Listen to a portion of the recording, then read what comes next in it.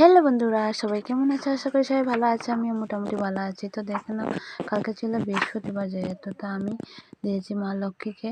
তো এটাই তোমার সাথে একটু শেয়ার করছি, মানে ভিডিও করে রেখেছিলাম, আজকে শেয়ার করছি। কালকে অনেকটা ব্যস্ত ছিলাম, তার জন্য আর ভিডিওটা শেয়ার করতে পারিনি।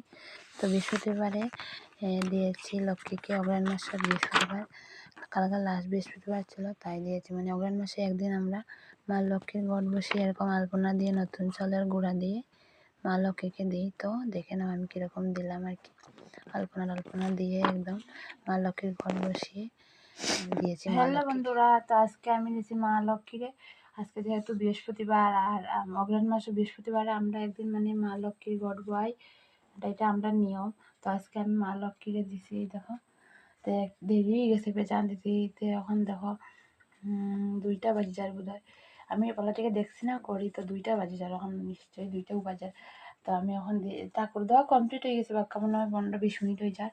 তো ঠাকুরের এমনি আমি একটু করে দিয়েছিলাম, প্রদা লাগিয়ে দিয়েছি একটু সময়। এখন তো ঠাকুরের বুক ছুটানোর টাইম, তো ভাবলাম একটু তোমাদের সাথে ভিডিও শেয়ার করি। আজকে সারা এমনি করে একদিন থেকে ভিডিও শেয়ার করা না, তো আজকে বৃহস্পতিবার যেহেতু লক্ষ্মীতে দিছি।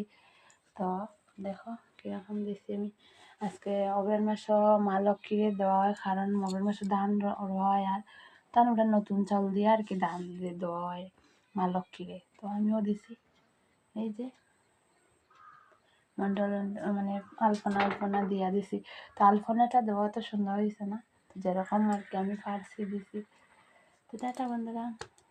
আর তা আজকে বৃহস্পতিবার যেহেতু মা লক্ষ্মীরও দিছি, আর এখন লক্ষ্মী বউর মতন সাজমো আলতা উল্টা দিয়া।